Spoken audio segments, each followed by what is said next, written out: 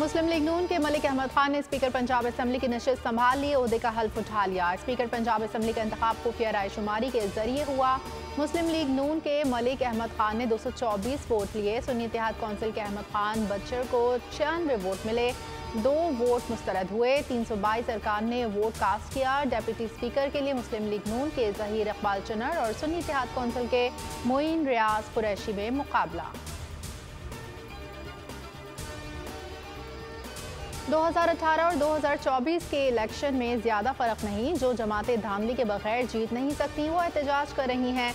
झूठे इल्जामात से हमें ब्लैकमेल नहीं किया जा सकता, chairman peoples party Bilawal Bhutto कहते हैं। शहबाज शरीफ वज़ीर आज़म बनने पर PTI का भी शुक्रिया अदा करें। PTI ने अक्सरियत के बावजूद शहबाज शरीफ का रास्ता रोकने की कोशिश ही नहीं की। अपने उम्मीदवार के लिए किसी जमात से वोट के लिए बात तक नहीं की। सिंध असम्बली इजलास में 148 अरकान ने हल्फ ले लिया। पीपल्स पार्टी के 112 और MQM के 36 अरकान ने हल्फ उठाया।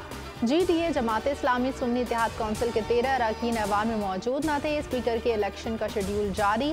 कल सुबह 11 बजे स्पीकर डेप्यूटी स्पीकर का इंतखाब होगा।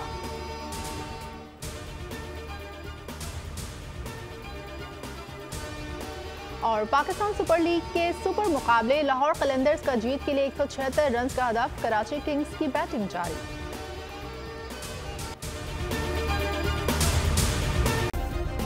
सब्सक्राइब करें और बेल दबाएं ताकि कोई खबर रह न जाए।